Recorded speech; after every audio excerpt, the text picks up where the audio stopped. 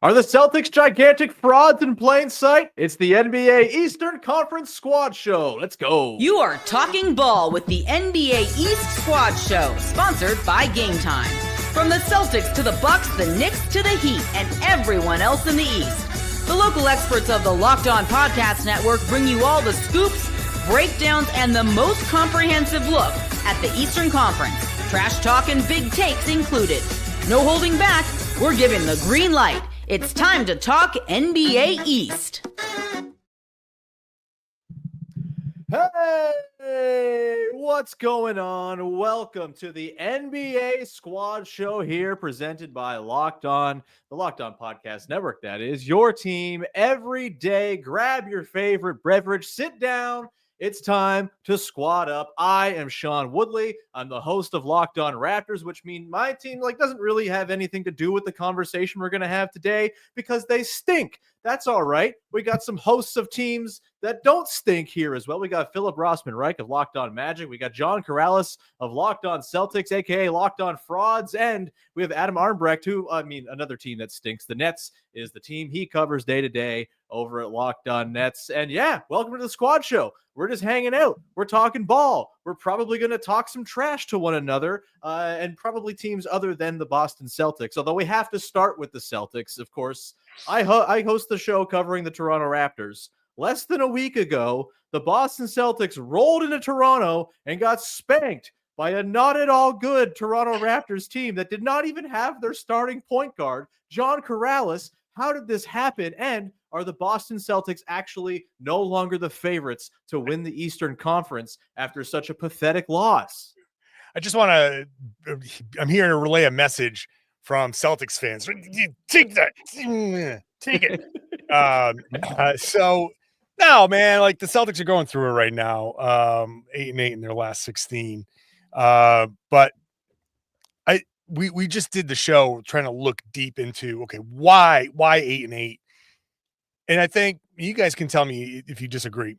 When you lose in almost 8 distinct different ways, it feels like there's not a thing wrong. It's everything is wrong. Everything is wrong. I honestly think it's fooled me, John. It's the shooting. It's the shooting it's the biggest issue. And I think when they have shot 28% or less in I think 7 or 6 of those 8 losses, which is, when the Celtics are a shooting team, they're a 3-point team. And I think when those shots aren't falling, it shows up in different ways. So the Toronto game was a complete no-show. Jaylen Brown was not present. He's been weird over this stretch. I don't know if it's because, that international robbery ring that hit his house, they hit Luka's house. It's been hitting his mom was home at the time, and I think it really messed him up. So he's been out of it recently. And I just think the lack of shooting has led to various, manifests itself in various different ways. So if they start hitting shots again, I think they're going to be fine. Sorry, go ahead, Phil. Sorry, just to jump in as a host of the podcast that covers a team that the Celtics beat this week and beat pretty handily, not close at all. I am not also lost to in this stretch, by the way. Lost to in this stretch as well. That is fair. And the Magic are extremely injured and not the Orlando Magic at this point. Even though they're wearing uniforms, but it does come down to the shooting. And, you kind of see maybe some of the same problems that everyone talked about before Boston won this title, where it's kind of that your turn, my turn type deal. But at the end of the day, we're in the doldrums of January. This is where kind of champions are kind of made, but teams that know what they're doing kind of putter along and kind of get their way through this. And, again, to show up against an Orlando team that played hard. I think they played well in that first half, and Boston just broke their spirit. And that's easy to do with the Magic right now because there's just so many injuries. They don't have a lot of places to go to find energy. Just all their energy guys are not there. But Boston very clearly showed they still have it. And I could tell you that I think every team in the league, certainly the elite teams, they're not maybe as afraid of Boston as they might have been because of this stretch. Yeah. But they know that Boston is very capable of being the team that they were last year, being the elite offensive team that no one has an answer for. It's a math problem with Boston. They take so many threes, they make so many threes that there's just very little you can do against them. Maybe this is teaching Boston they have to find a way to diversify their offense a little bit, but this is also a Celtics team that's been here over and over and over again. They're going to be fine in March, April. If they were doing this in March and April, I'd be more concerned. Yeah. It's January. There's still 40, a lot of teams still have 40 games left. There is still a long way to go before you get to the games that actually matter. But just to be clear, it took them in November. It took them overtime to beat the Nets, and I think that's really important to talk about when we're having these kind of discussions. Now, the fact that that's kind of loss.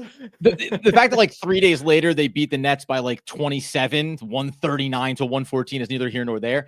No, but I think you're right though. I mean, you take 49 3-pointers, and this is a really great way to skew the numbers. You're 15th in the league in 3-point percentage, even though it's so marginally behind almost every other team, except for, by the way, I think someone talking about, right, the Cleveland Cavs, who are knocking it down at over 39%. So I don't know, whether or not we want to sit here and talk about that their brand of basketball is not always the sexiest to watch. I tend to agree that what do you care about a random game in January if ultimately, when it comes down to it, when the playoff runs start happening, I mean, John, you could speak to it better. It's like, how often do you tell your fan base, just take it easy? These things tend to work themselves out of the course of the season. We end up where we want to be. Now, you turn around in the first round of the playoffs and you get a harder matchup and it goes 7 games instead of 5. Yeah, that's a discussion. But how can you get out over your skis? As you say, games in January? Come on. It really doesn't matter. We know this team's going to be there. We think they're going to be there in the deep playoffs. Right. I feel like there's a little bit of pressure here because of the second apron. And under normal circumstances, under past circumstances, people would be like, it's not the biggest deal in the world because this team is expensive, but there's no real threat of them breaking up. You can sit there and be like, hey, look, the Spurs, when they were winning theirs, they won every other year. And, it's hard to win every year, back-to-backs are very, very difficult. And there's no Steph Curry on the Celtics as good as Jason Tatum and Jaylen Brown are. They're not Steph, they're not KD, so it's not as easy. But the second apron, all we've been talking about this offseason was, all right, this might be the last year they're together, maybe depending on the ownership stuff, maybe one more year, but maybe not. So I think fans kind of took all that to heart and they're like, no, this is the chance. If the Celtics are going to win again, this is their best chance, which is 100% true. And so the normal afterglow of a championship has kind of faded quickly. And also on top of that, because these habits are old habits, it's not like these guys have been great. And then, oh man, this is out of character. The mistakes they're making are out of character, but we've also seen them struggle in fourth quarters. We've seen them kind of go a little too much one-on-one. We've seen them try to force and hunt 3-pointers. So I think there's the old complaints are resurfacing from a season or 2 seasons ago. And then the pressure of that second apron has fans going no, guys, you got to figure it out now. We need this back-to-back. And then, next year, who knows what's going to happen next year? Maybe no Holiday, maybe no Porzingis, who knows? But that all having won the title, these were all real fears and concerns. You win the title, you're willing to okay, that's all right. This team will figure it out. So you're saying it's like the Celtics fans are just, but what if we remember before we won the title? And then these were real problems and real concerns. The only thing too, though, how hard is it how hard is it going to be for the Celtics to kind of retool on the fly? I mean, I presumably it's going to be around Tatum. So even though you're up against the aprons now, like you say, okay, in the offseason, no Porzingis. Okay, maybe Brown's going to be gone. Whatever, Holiday, whatever you have to do, you can just basically figure it out in a new way. The team is stacked right now. Of course. It doesn't take away. You got to win now. And I don't think, the way we're talking about this, I don't think we can leave out the part that it's the Boston Celtics. The Celtics don't just win one title. They win multiple titles. There's that. Yeah, in a modern NBA world, perhaps. It's hard. It's hard. I'm not saying it's fair. It's not fair. They're each their own teams. It's dynasties are different. We could get into the debate of whether the Spurs were a dynasty or not, even though they never won consecutive titles, I think, in their entire run. But there's still that history. And, I'm sure that fan base is very much thinking we are, Jason Tatum and Jaylen Brown are still really young. We are starting a long period of championships. And maybe they even feel like they gave up some opportunities to win titles before last year. You're right. That window feels like it's wide, it's open for them. And those windows close quickly for most teams. A very important question here. Cavs? I think I came into the year thinking, oh, it's the Celtics and then the field and whoever, like it's just like the Celtics are going to do the thing. They're going to walk. It's going to be easy. But the Cavs are freaking awesome. And I kind of wonder if they're just the best team now. And I know they're stacked in a different way than Boston is. But the way they do it is pretty damn convincing. I don't know, John, if you're terrified, but we will pick this up coming back on the other side. We got a new pal to bring into the mix as well, who we'll bring on in just 1 second here as we continue the Locked On NBA Squad Show, which, by the way, is brought to you by our good friends over at Game Time. Right now, you can download the Game Time app, create an account, and use the code LOCKEDONNBA for $20 off your first purchase. We'll come back. We'll talk Cavs. We'll talk about the Celtics and their waning window once more, and we'll bring in a new buddy all in just 1 second. Today's episode of the Locked On NBA Squad Show is brought to you by FanDuel. From the first whistle to the final drive, FanDuel makes the NFL playoffs even more exciting. Right now, new customers can bet $5 and get $300 in bonus bets if you win your first bet. That's $300 to keep the action going. The FanDuel app is super easy to navigate. You get a variety of bets to keep every single game exciting. Plus, when you win, you get paid instantly. No waiting around to get those winnings. You get them straight away, whether you're betting on your favorite team or just looking to add some extra excitement to the playoffs. FanDuel has you covered. You got Bills Chiefs this weekend. You've got Eagles Commanders as well. Maybe you're a Bills fan and you've been sitting there wondering, is my team ever going to win? And you're staring down Patrick Mahomes once again and expecting the worst. That's okay. Put some money on the Chiefs to win. That's right. And if they win, you get some money out of the deal. That's wonderful. It's the happiness hedge, baby. Go do it over at FanDuel.com. Join today. Get started with $300 in bonus bets. That's FanDuel.com. Make this playoff season unforgettable with FanDuel, an official sportsbook partner of the NFL. Back at it here on the Eastern Conference NBA Squad Show, presented by Locked On NBA and sponsored by our dear pals at Game Time. We got a new buddy. Wes Goldberg is here. We're going to get to you and your messed up team in just a second, man. But we got to start off by picking up the thread we were on the other side, as clearly John has got his emotional support animal to help him through the talk of the Cleveland Cavaliers actually being the class of the Eastern Conference and the Celtics reign being no more. Cavs, we talked about it a little bit before. Yeah. They're awesome. They're 35-6. They never lose. They are monsters. John, are you scared? No. No. Look. Full credit to the Cavs. Full credit to the Cavs, who are having a great season. One of those seasons, like, this is such a victory speech where he's on the podium. He's like, no. Like, they ran a great race. What a lovely campaign. These guys are fantastic. I was nervous there for a minute, for sure. Very much so. But the playoffs are about matchups. And as great as the Cavs have been and as great as the Cavs are, again, not taking away from anything, I don't think it'll be 4-1 like the Celtics did last season, provided everybody's healthy. But I think the Celtics still have the matchups. So 2 healthy squads playing normal basketball, the Celtics have the matchups over the Cavs. So I think that's one of the things that I've been leaning on in this stretch for the Celtics. Like, you look at the rest of the East, and there are great performances out there in the East, but Boston still has those matchup advantages. And in the playoffs, that's going to matter more than the Cavs beating a bunch of teams in January when the Celtics were 8-8. And so that's kind of where I'm hanging my hat. I mean, I was a place to be hanging your hat. Go on, Adam. No, I was going to say, like, I'll use the NFL playoffs as like maybe a comp here, and the Detroit Lions. It's like they've been really good for a couple of seasons now, right? And Cavs were good last year, but we're only like an inch away from them talking about, are we maybe going to trade Donovan Mitchell? But so they're really good. And then they go to the playoffs, and in this instance, it's the Commanders, right? They come out of nowhere, they totally blast them, and they're out.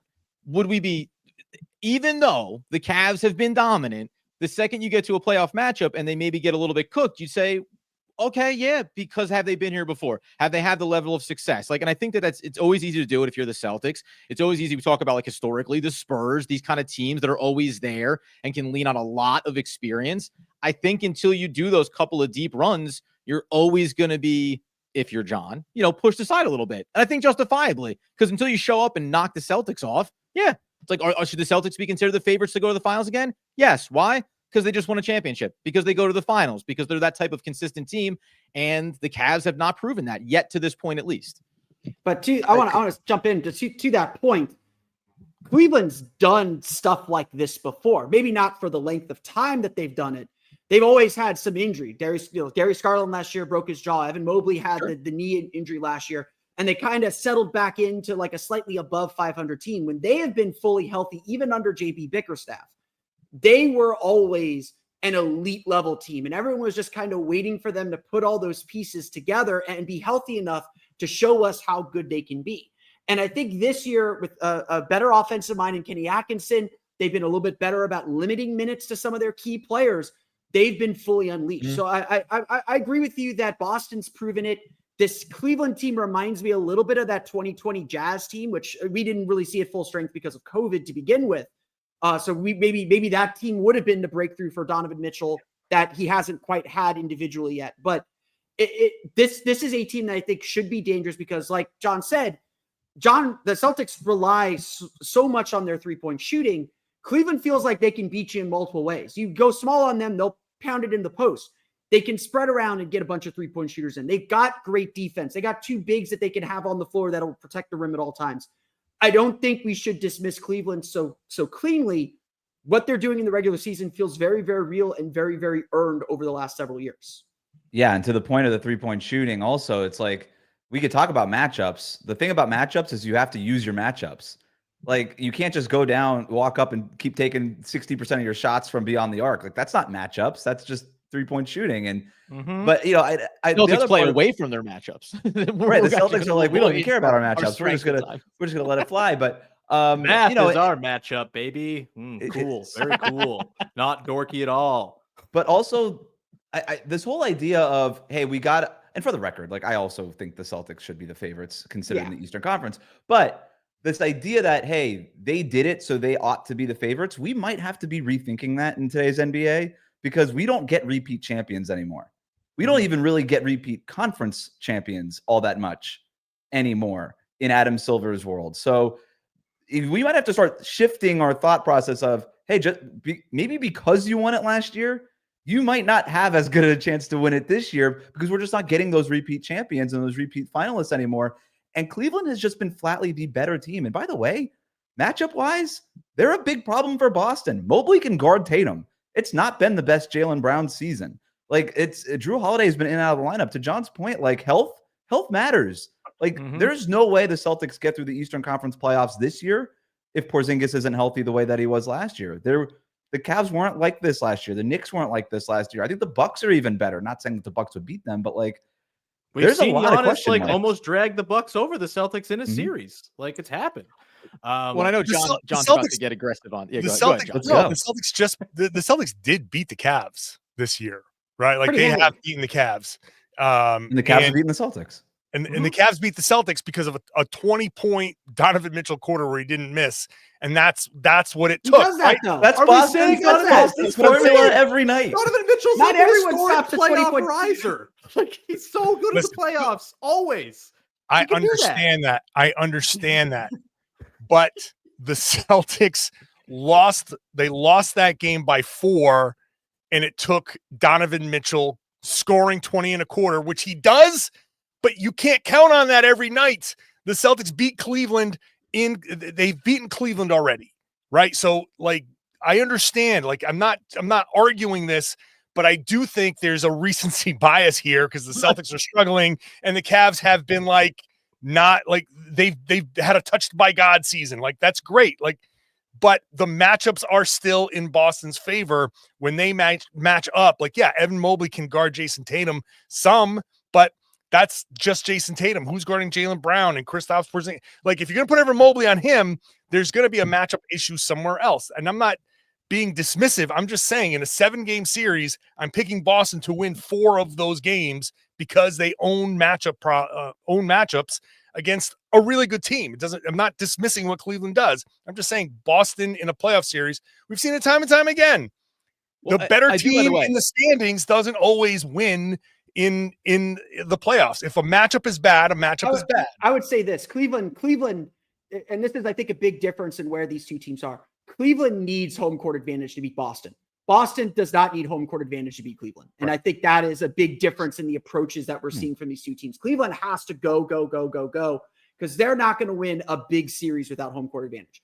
Boston, I think, is very comfortable and very confident that they can go take one at Rocket Mortgage Fieldhouse. Why do you say why? Where does that assumption come from? I'm just curious. I'm not even sure I disagree with you, but like, I think a lot of it's experience. It's just we've been here before. We know what we're doing. I mean, Donovan Mitchell has been through a lot of playoffs.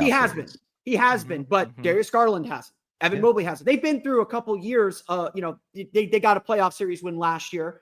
But it was rocky. That's why they got Jared Allen and Karis LeVert, playoff experience players. Those reps matter for those two guys. Exactly. But I was at Rocket Mortgage Fieldhouse for Game 7 against the Magic last year. The Magic were up by 15, 17 points in the first half, and fans were booing them going to timeouts. There is a lot of scarring, and scarring is important in the playoffs. Like, you have to learn from your scars.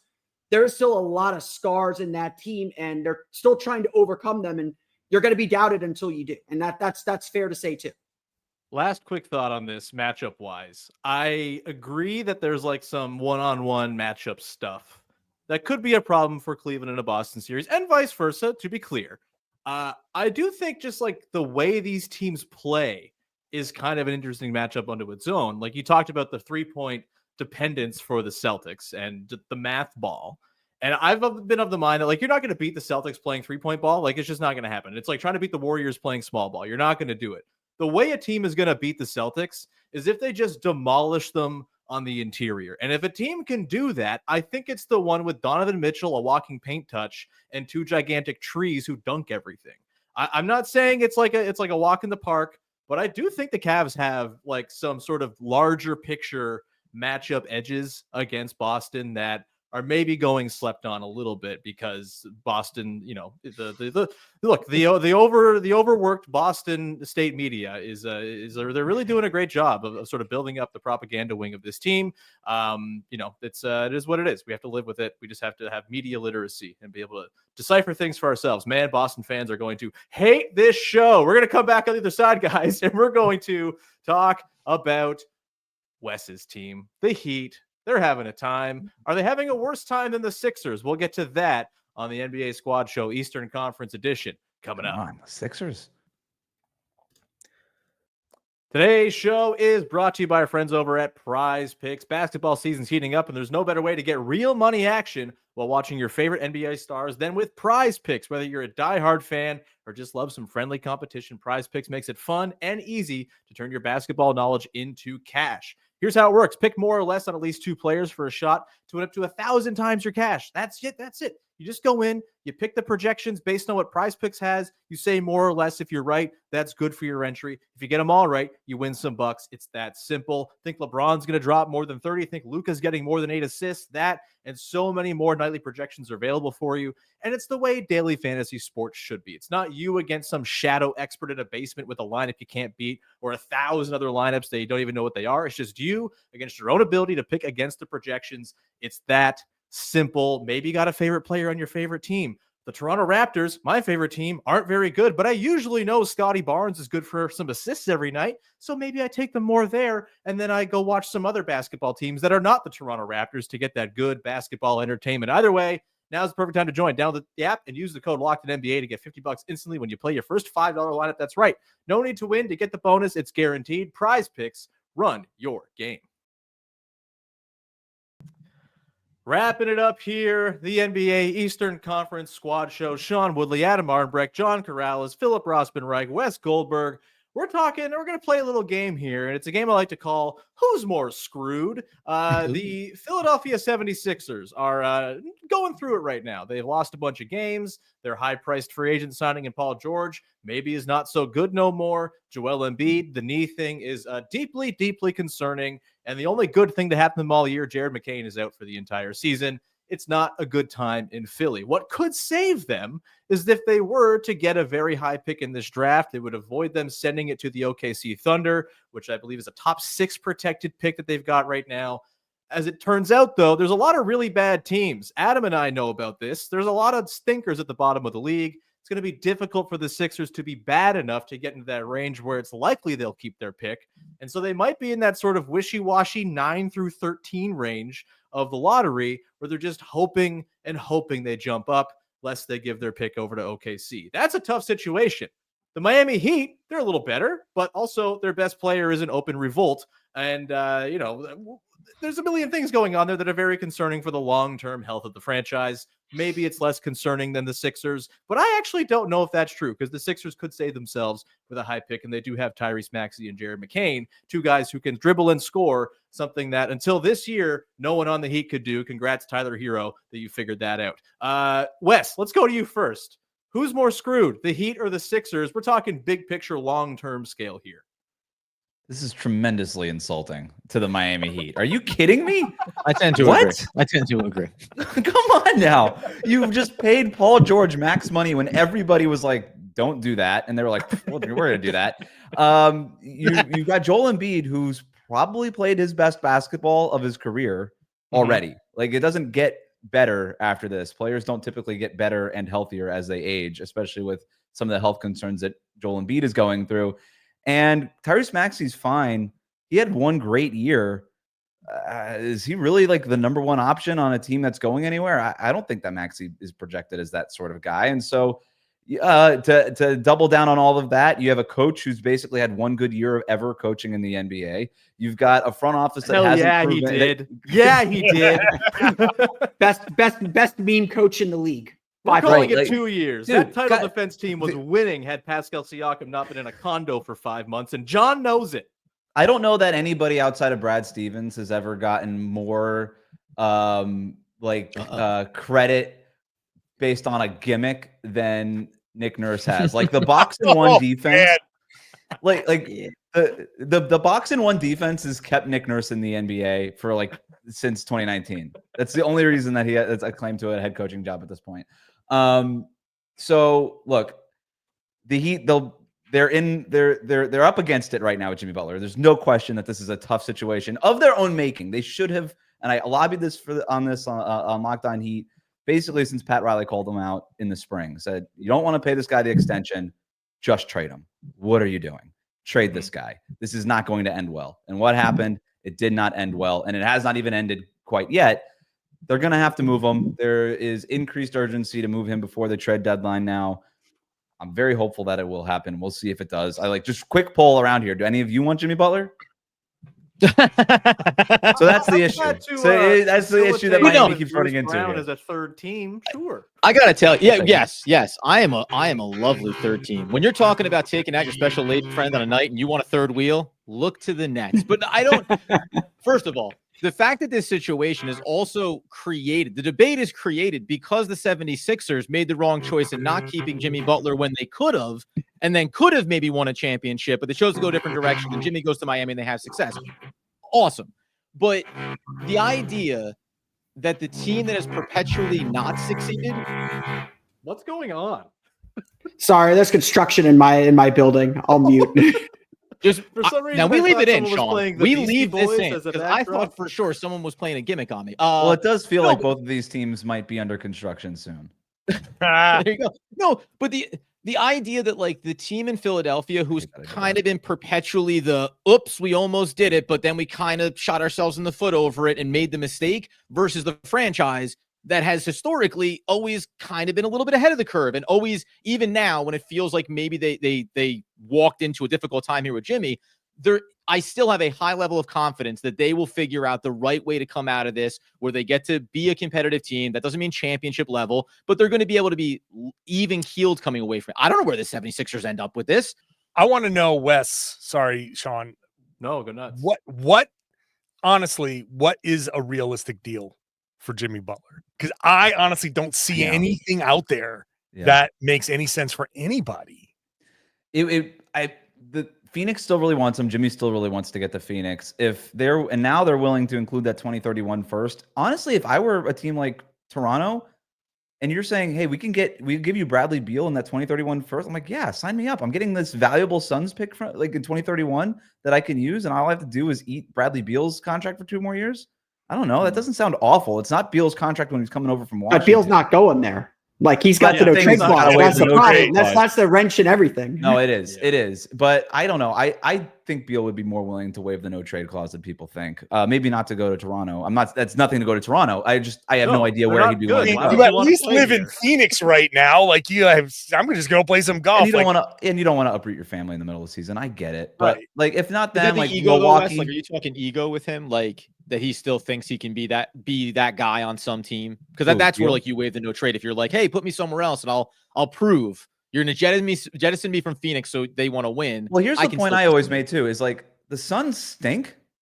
Like I know Detroit has been talked about as a potential Beal place. They have a better chance of making the playoffs. Like if you're Bradley than Phoenix does. If you're Bradley Beal and you want to play in the playoffs, leave Phoenix, go to Detroit. And I can't believe we're saying that, but that's the reality of it right now. And so, yeah, if you're Beal, I don't think it's ego. It's just like, put me in a better situation because this one's messed up.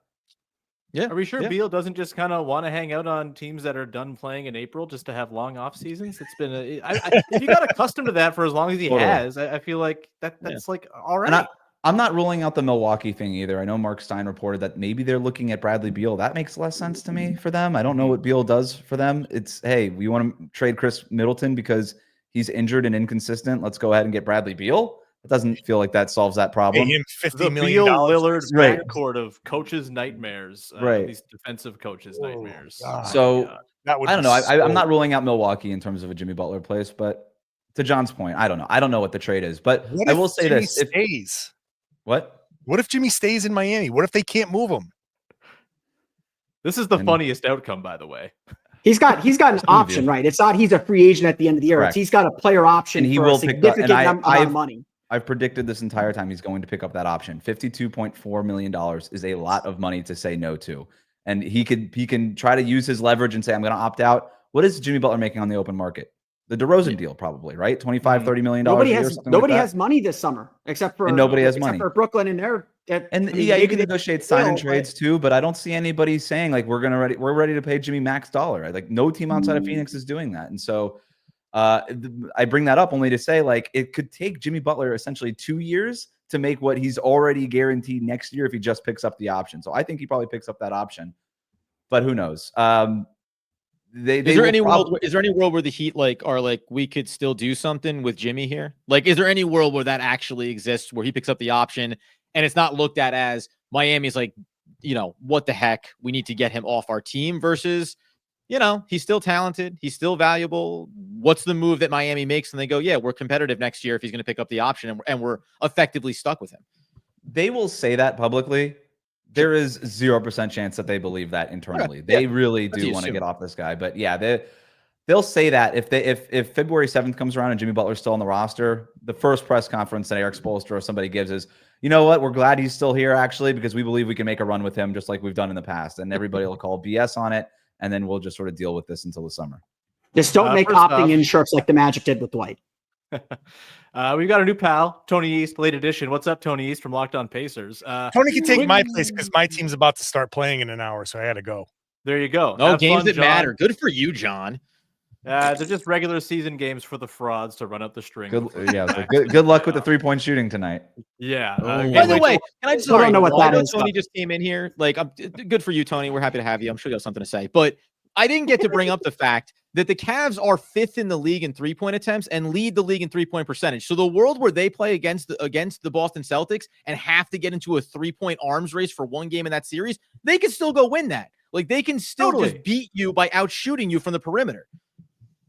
Since we're piling on the Celtics now that John's gone, to that point, I wanted to do it when he was still here. I didn't get a chance. You made the point that the way you beat the Celtics is by just kind of being physical with them. That's something that when the Magic are healthy, at least they do really well. I mean, they turn the ball over too much. Lets Boston hit a lot of threes, but Boston isn't some impenetrable force. And so in reality, Miami, Philadelphia, Boston's the one that's really in trouble here and needs to be concerned.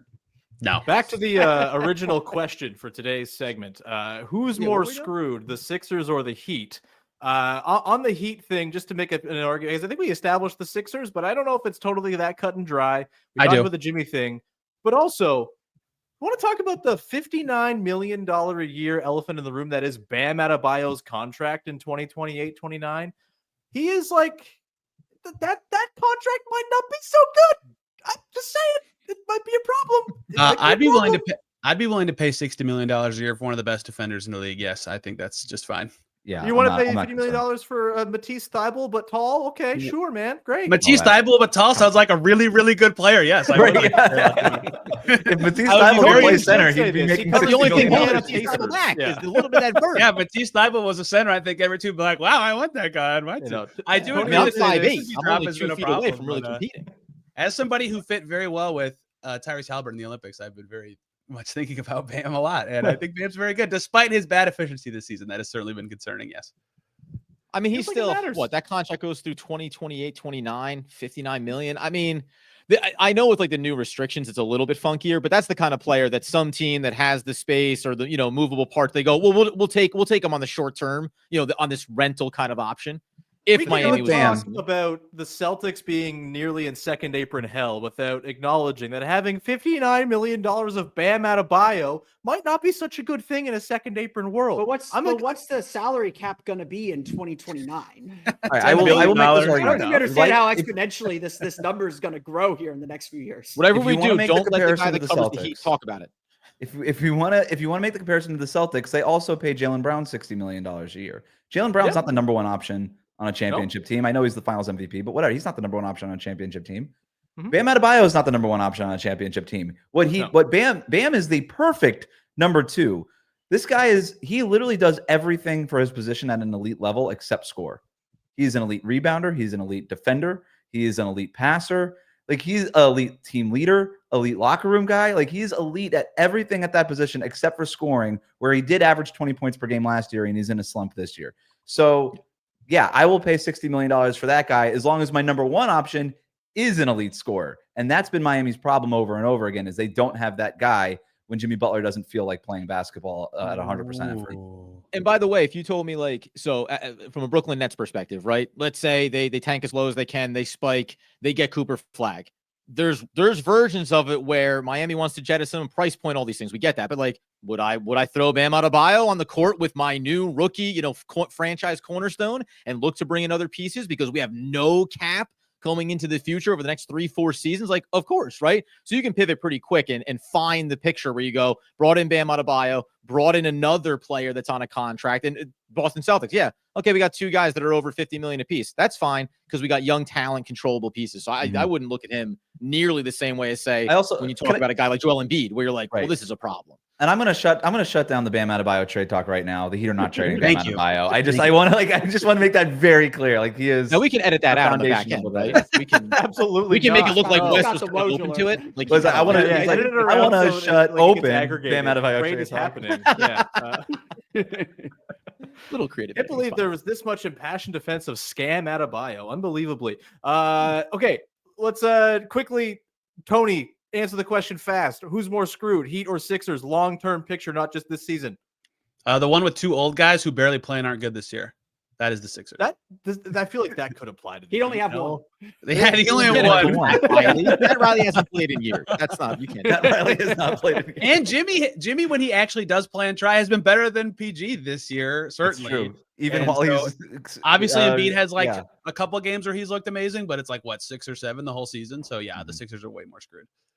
Well, we have successfully slandered the Celtics, the Heat, and the Sixers, which makes it a successful Eastern Conference squad show. We're going to leave it there. We'll be back again next week to slander the Celtics, the Sixers, and the Heat once again, and every week in perpetuity. Thanks so much for hanging out. Adam, Wes, Phil, Tony, also John Corrales, who's watching the fraud team play right now. Have yourself a wonderful rest of your week. We'll catch up soon. See ya.